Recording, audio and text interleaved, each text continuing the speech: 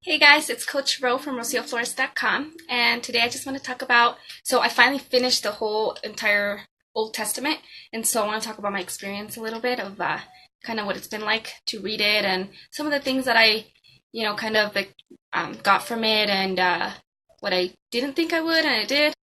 Um, so hello, Joyce. Hello.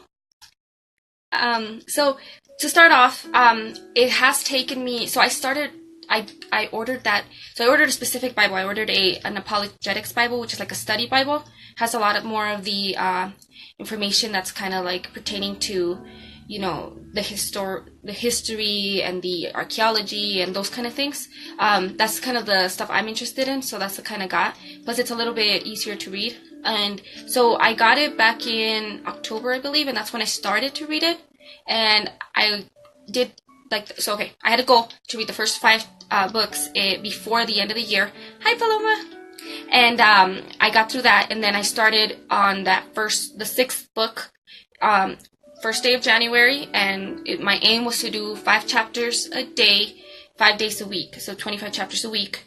And so right now we just finished the entire Old Testament and annotated it. So it is kind of it's definitely not a light read on any given day. It takes me a while to do it. And I'm going to continue. So the next, tomorrow I get to start the New Testament, which I have read a lot of the books before. I've read, and I read a lot of the passages where at church they'll go through like a whole book at a time. And so I have read parts of it at different times, and it's, to me, that's not how I think. Like, I need, I like having, thank you, Joyce. I like understanding, like, the timeline and how things happened and how they work. So when I do, like, a devotional and it tells you, go here and then go there and then go there, the way I see it is they could be telling me anything. Like, they could be making their own meaning out of whatever they want because they're jumping all over the place. And since I don't understand all of it, then how can I, hello? How can I trust what I'm being taught? So that's really what's behind what I'm. Hello. That's why I'm doing this. So for those of you who just came on, I'm talking about my experience as so I read the entire Old Testament. I just finished it, and so I'm talking about kind of the stuff that I learned and kind of what I got from it. So the first thing that I think was kind of difficult or was hard was so a lot of what's taught or what I've. So I didn't grow up in the church at all. So I didn't go to church, so I don't know exactly what's taught all the time. But I heard the stories and the stuff you see on TV and the stuff people talk about being related to Christianity.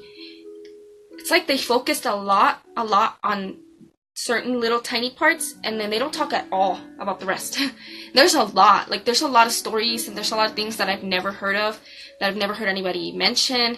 There's a lot of, like, I guess what you would call, like, the rules, right? Like the stuff that they're told to do or not do that nobody ever talks about, ever. And I feel like I could definitely see why Christians are called hypocrites. Hello.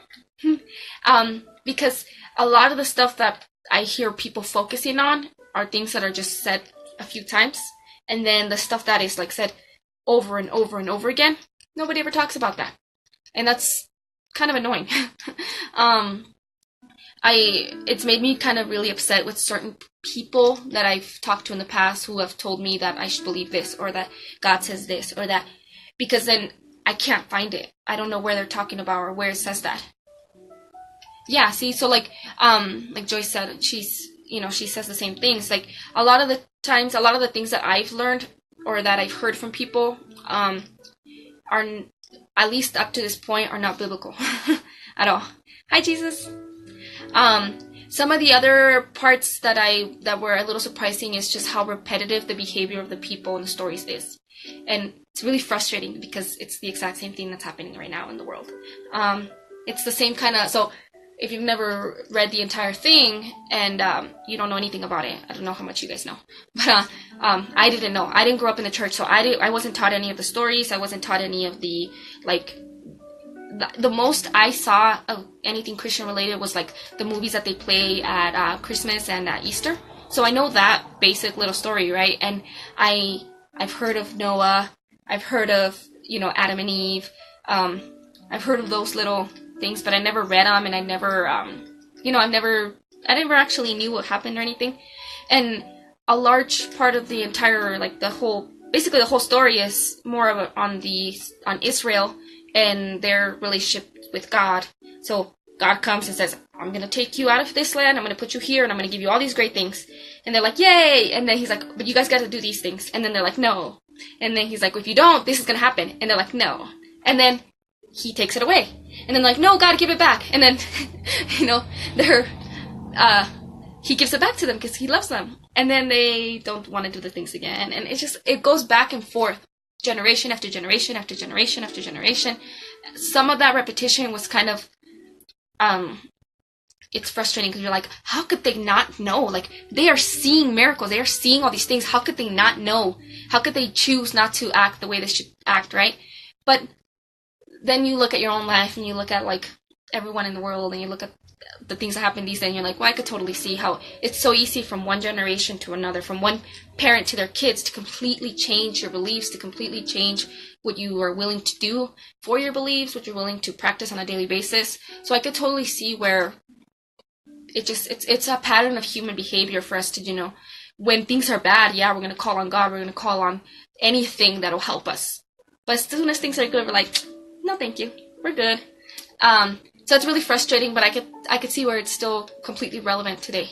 And on my personal Facebook, I'm always sharing those kind of things because I just get really frustrated with the things. Like I said, so I may be wrong, and so I'm probably a lot more liberal than other people.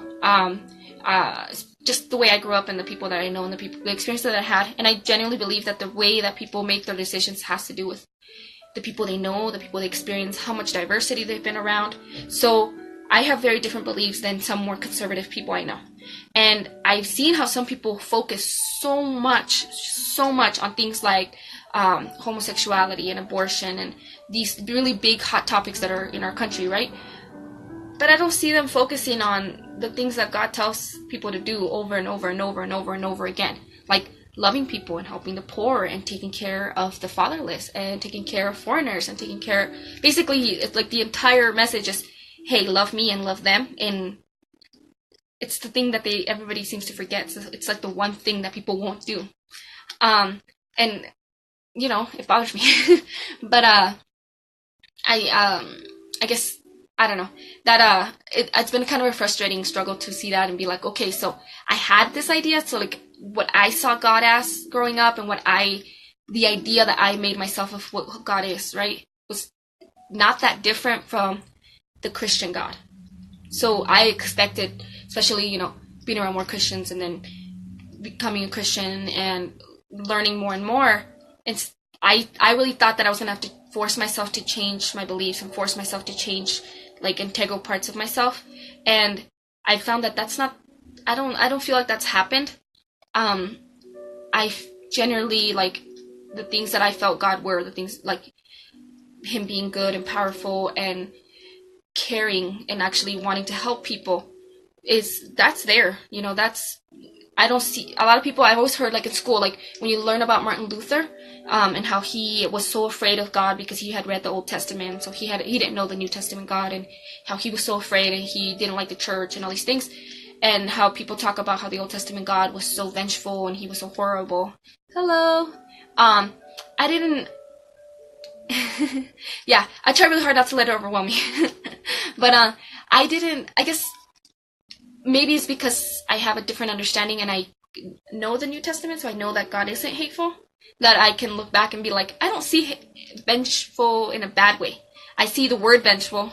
I see those specific words being used in the Bible, but what you notice is that a lot of the times when it's because of the translations to English, the way we understand a word is not the same as how other people understand the words, or how they did in that time. So when you read the Bible, you can't read it in today's context and in today's language. You have to look back at their context, their culture, how they understood the things they were being told and how they were telling these stories and what they were trying to get at.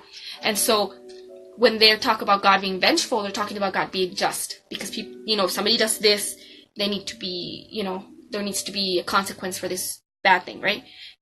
That to me makes a lot of sense. I don't see that as a bad thing. I don't see that as a hateful thing. I don't see that as as something that is that you should hate God for, because you want just you want justice in the world, you know? But I could totally see where some people won't like that, because if you're still living in a kind of life where you're like, you feel like that's attacking you personally, then you're going to feel like, no, I don't got to be vengeful towards me. But it's that thing where the word conviction, so I didn't know that word before, but I understand it now, that, you know, when you're open, or you're shown more of the how things should be, or what is sin and what isn't sin, and that feeling that you get of like, I think I'm doing this bad thing, then that's that feeling of conviction, that it's not a bad thing. It shouldn't make you feel guilty. It's not about being shamed. It's about realizing that if this isn't right, then maybe I can change it and I could do better. And that's kind of what I see, because in all the instances of where God was like, well, I'm going to do this, this, and this because you guys did this, he automatically says, but if you turn to me, if you stop doing it, I'm not going to do that. I'm going to spare you. I'm going to save you. And so in every instance of people doing something bad, you know, he gives them an option of, you don't have to do the bad thing, and I won't do the bad thing either. Let me read your post. Preachers used the Bible to brainwash all those who never tried to read. Yeah, and so that's a history thing. That's like, so I grew up believing that the church was like the most horrible thing in the world.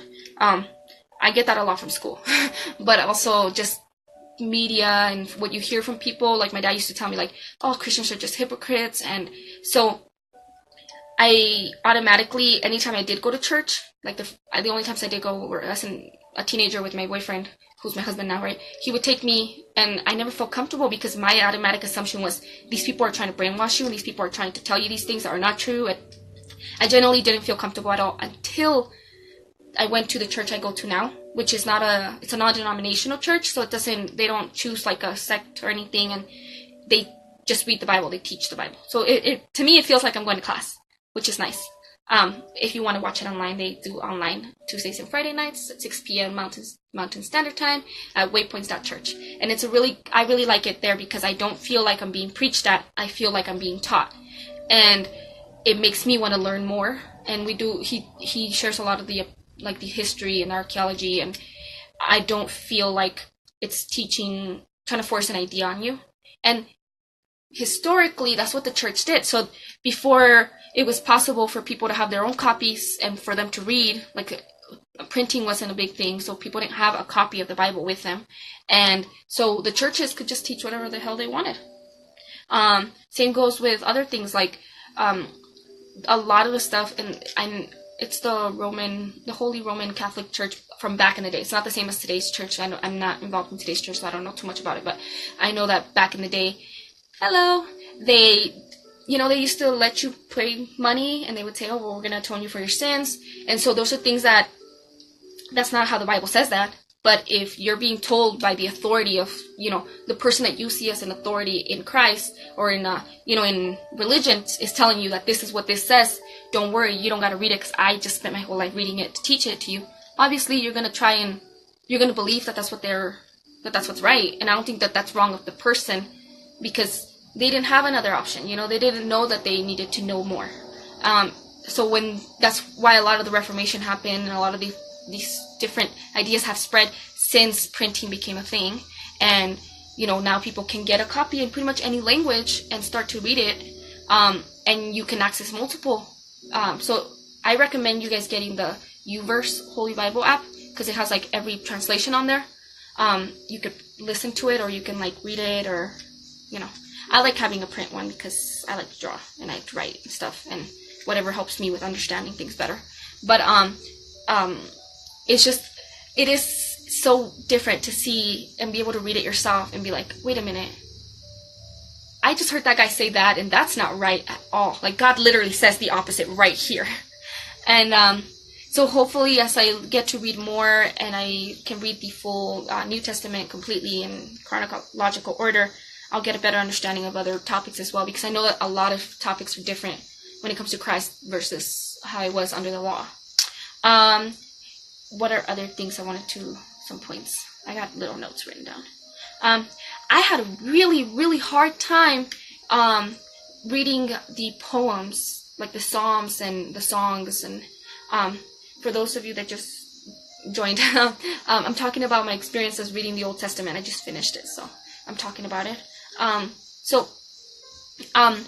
there's the certain like books that are like the Psalms, there's songs, there's proverbs, there's a lot of those that are more like little sections. So most of the other books are stories, or they're historical books, or they're law books, right? And so with those, there's like a beginning and an end. So there's like a story line that you follow. So that each day I just continued what was happening the day before, and it makes it easier for me to understand. It makes it easier for me to kind of keep gaining from it. So I don't know. It's hard. So like, I'm not a movie person in real life. I would rather watch TV, and which is like every night we have to choose what, if we're gonna watch TV, we have to watch. Are we gonna watch a movie? Are we gonna watch a comedy show? Are we gonna watch TV? I rather watch a TV show because I like the continuation of storylines with interesting dilemmas on each episode, right? Because that way, even though there's something new coming every day, there's something for me to like hold on to. And with movies, it's like it starts and it's done, and then you have nothing more. So that's kind of how I felt with those books. I pray that you continue to seek and may you find out the truth. Oh, thank you so much. You have a wonderful day as well. Be blessed. Sorry, I was reading that.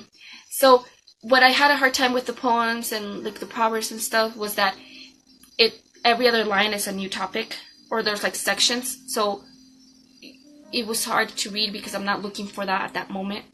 So it was hard to read on a schedule.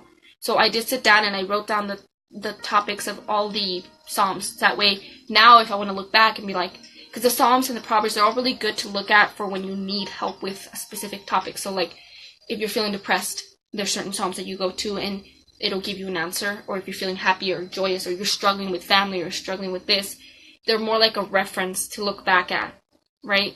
And so I can see the value in that, and they're written really pretty. And I had to watch a bunch of videos online on how Hebrew poetry is composed, because it's different. And I think that's another thing, is that the translation is going to be really hard, because the way that we speak in English is very differently than the way they spoke back then. Me translating things in Spanish to Tony is so hard to translate sayings and idioms and just cliches. They're not cliches in Spanish, or they're not in English, and so you have to kind of be like, so the meaning of what this is this, but the way it's meant to be is this, and the way you would use it is in this. So I had to Google that kind of stuff to kind of understand, okay, yeah, I'll look more into that, because I know those are a couple of topics, tithing and offerings. That's actually something I want to talk to my pastor about, because the church, I've heard a lot of different things from different websites, different people from different churches, and from different leaders that I know, and I think it's different. Like, I think that's one of those things where I'm like, well, it says this, but in this context, and then they're teaching it in this, with this context. So I'll look more into it, and then if I can get some more information, I will make a video on it. Okay? But so, I'll write your name down so that way I can let you know if I do specifically talk about that topic. But yeah, I can't remember now what I was saying. Yeah, so anyways, you have to kind of learn some of the actual information that has to do with how they wrote the stories. So, like the poems, some of them are, the poems are written, like the structure, right? It's based on their alphabet. So I heard that and I'm like, but this one doesn't start with an A and B, a C. I'm like, well, duh, it's the Hebrew alphabet. Same with like some of the, so what happens, I thought it was really cool. So there's like, if you do rhyming rhyming in English has to do with like the way the words sound. Rhyming for them had to do with the meanings of what they were saying. So instead of being like, rhyming cat and hat and then, shoe and flew, they would rhyme the meanings. So they would do one line that means love, the next line means hate, then love, then hate. So that's so I thought that was really interesting. Again, it was kind of hard to get through on a daily basis. So especially because they're all kind of put together. So all of those books are really like, it was like 2 full months of just those kind of books. Hello. I'm talking about my experience reading the Old Testament. I just finished the entire thing, and so kind of talking about some of the things that I picked up on it and things that I noticed or things that I liked and disliked. So yeah, I was like 2 full months of just the poetry, those kind of books. And so, God bless you too. Um, that was a little bit of a rough patch, but then we get back into story mode. I wish I had done more research on the chronological order of the books, because they're not in chronological order in the Bible, at least not in the Christian Bible. Um, they're kind of all over the place. So pretty much all the first ones are in order, but then when you get to the prophets and when you get to the historical books, they're not, which was really confusing because I read Chronicles before I read the ones that talk about what happens in Chronicles. So there's a really, really good page on YouTube. It's called The Bible Project, and what they do is they make these really cool animated videos explaining each of the books in the order that they're supposed to be, and they explain. So like they recommend reading Chronicles last of the entire Old Testament because it's kind of like a big recap of the entire thing. And then I recommend reading Job first because I think they say like when it comes to when they know the books were written, that's the oldest book. So that book was written around the same time, or it could have been written before Genesis. So it doesn't predate the story in Genesis, because obviously if Genesis is saying the world is starting, the book of Job is not going to be the first story. But when it comes to who wrote them and the time frame of them being written, Job is around that time frame. So that's actually the first book I ever read of the Bible. So I probably have like a deeper connection because I love the story. I love what's taught. I like that. So that's another thing, okay, that I really like, that I should mention. I like that the people writing, it's not like a huge worship book. So I think that's one thing that I feel like is, yes, we're supposed to worship, and yes, we're supposed to talk to people and always be thanking God. And the thing is that it's okay to be upset with God, though. Like, it's okay to be like, why are you doing this to me? Like, why do I feel this way? Why does life suck? Like, and I always felt like guilty for thinking that way or feeling that way. I've always had that like guilt, shame, kind of feeling. And the more I've learned about what the Bible actually says and what it teaches, and it doesn't teach that you can't have real feelings like a human being, and that's more surprising than anything. But it's a relief, the feeling that you don't have to be like, oh my God, everything's perfect, when it's not. Like it's not about him wanting you to be perfect with him. It's about him perfecting you. And that means you being real, and having a real relationship with him. So it's really nice. So like right now, if I have to say my favorite book is Ecclesiastes, go ahead and read it. It's really short and it's depressing as hell. Like, if I had to describe my personality, I'd be like, well, my favorite book in the Bible is Ecclesiastes. That should tell you a lot about me. It's a really sad kind of lament book. So the word lament is like, I forgot the definition, but it's the ones that are like sadness and where people are complaining, basically. And I was actually surprised just how many of the books have that in them, and it's kind of nice. Like I really enjoyed that because it felt real. It didn't feel like, I don't know, I didn't feel the way I thought I would feel reading the Bible. I was really surprised with how often it mentions that the sins that the people were doing had to do with how they treated the poor, how they treated the widows, how they treated the orphans, and how they treated foreigners, and how they treated just in general like the downcast in society. So yes, a lot of it, not a lot actually, I'm not going to say it was a lot. It does mention a lot of the sexual sins and those kind of sins, and then it talks a whole lot about idolatry, which is the biggest thing, right? But it mentions those other sins against the people way more than it mentions, sexual sin.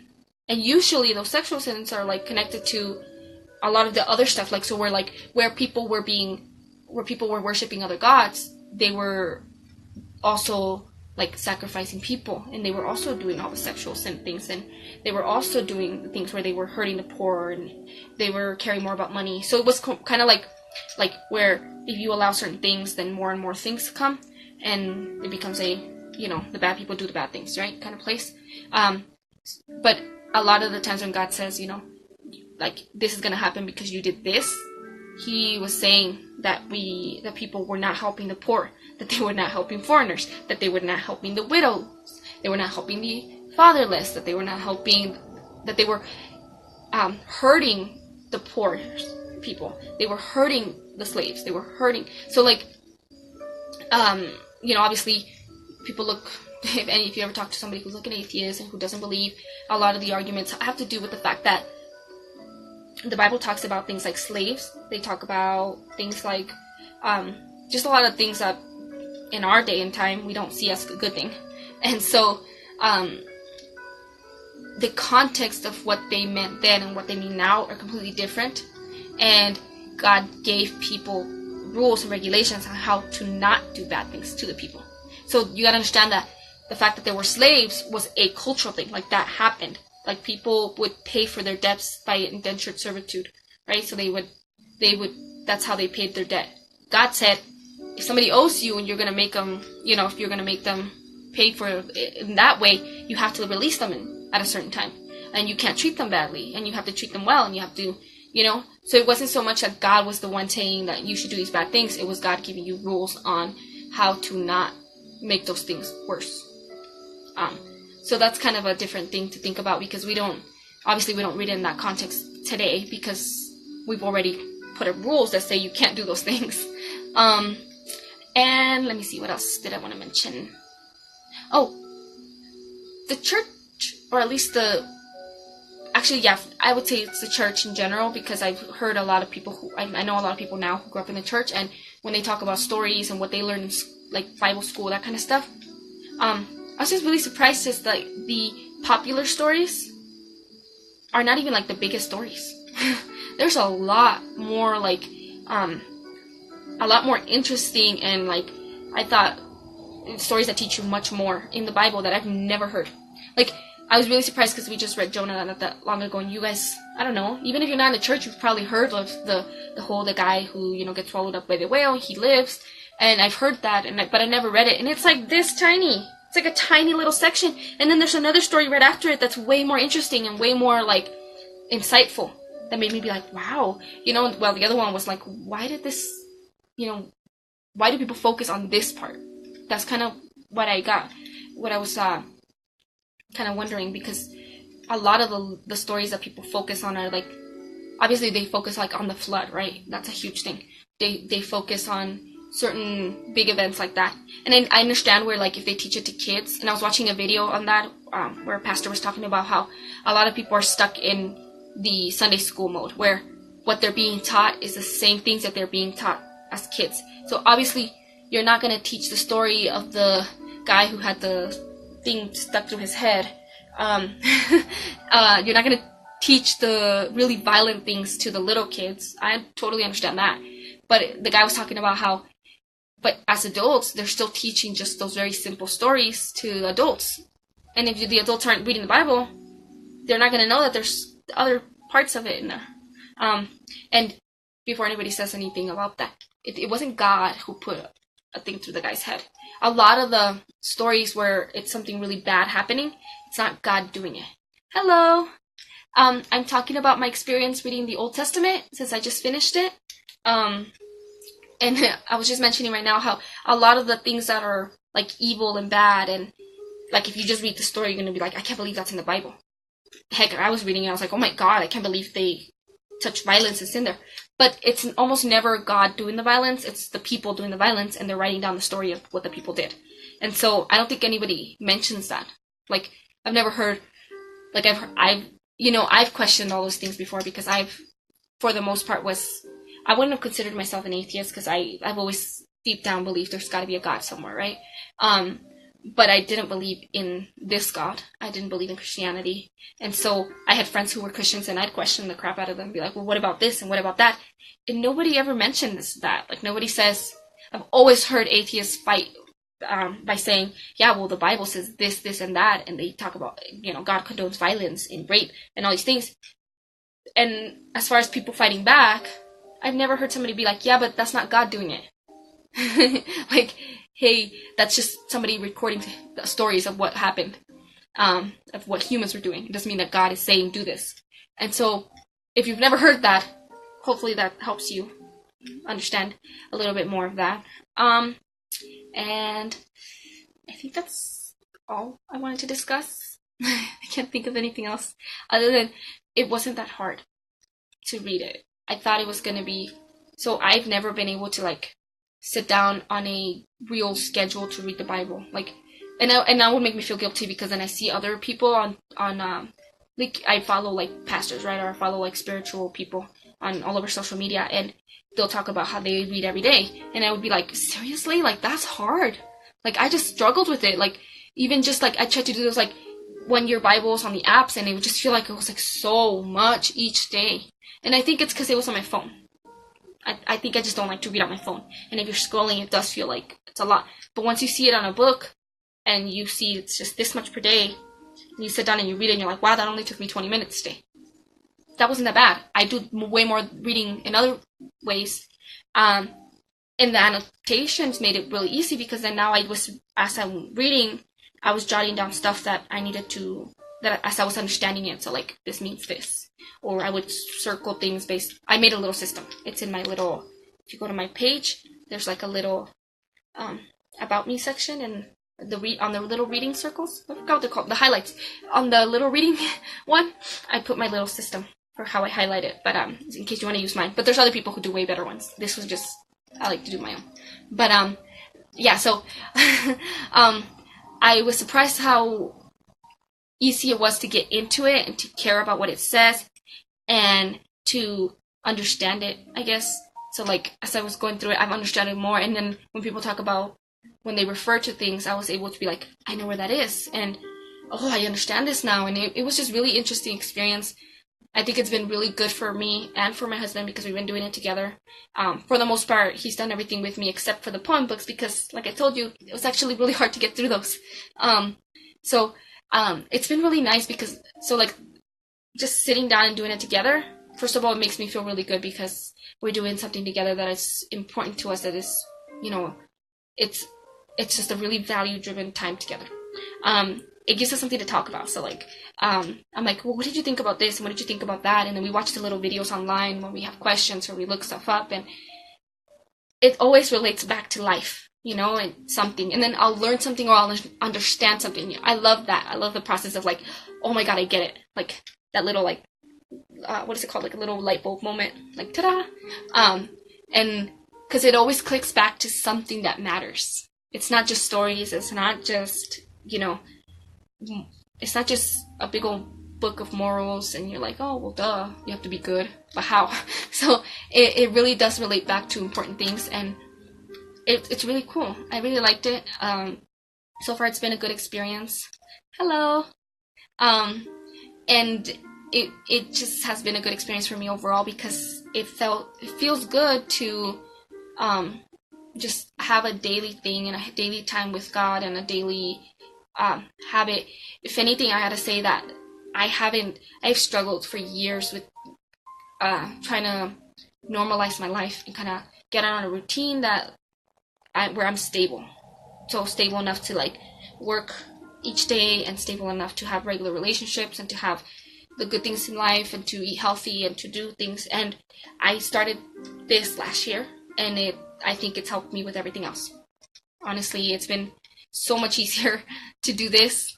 Like, cause it's like, I have to do it. I have to do it at some point in my life. You know, I don't want to wait till I'm an old lady and now I'm reading it. So it's been a great balance, or I don't know if that makes sense, but that's what I'm trying to say. So, I recommend it. I don't know if you guys can put 20 minutes to an hour each day into something like this. Hello.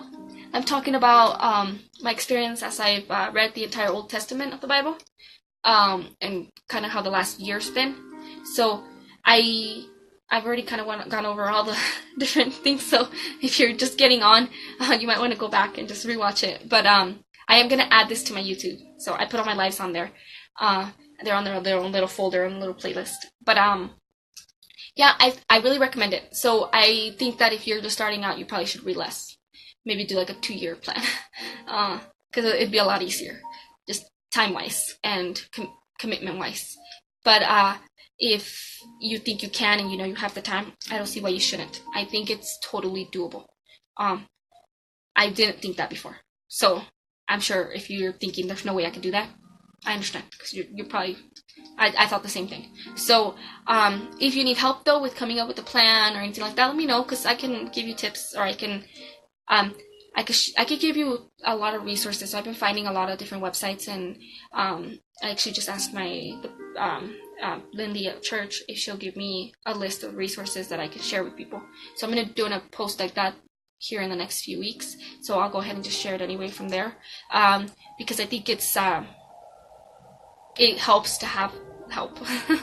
I had a lot of questions. I have questions all the time, and I feel bad. Like, I can't just message one person all the time and kind of force them to be like my go-to. So I've been looking for a lot of different ways to get information and to learn more, because the aim is to learn more. The aim is to get closer to God and for Him to teach me and show me the things that I'm trying to learn and show me new experiences and all that.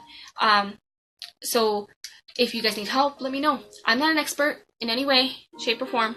I'm not a career Christian, like I'm not a lifetime Christian where it's just ingrained in me. And I hear that argument a lot against Christians, where people are like, the only reason you believe is because you grew up in that, right? And it's like, well, I didn't. So I could offer a different viewpoint. You know, I was very adamantly against it for a long time. So it's that openness to learn has made a huge difference, I think. Has made a huge difference in understanding it. I think in general, if you really say you're against something, then you should read it. You should understand it, because you can't be against something you don't understand. And so, you know, every day I kind of read being like, oh, what if today's the day I find something that I don't agree with or something, right? But no, I feel like, if anything, my heart is changing, and it has changed over the last few years. So I think it's been a really good experience. I really recommend it.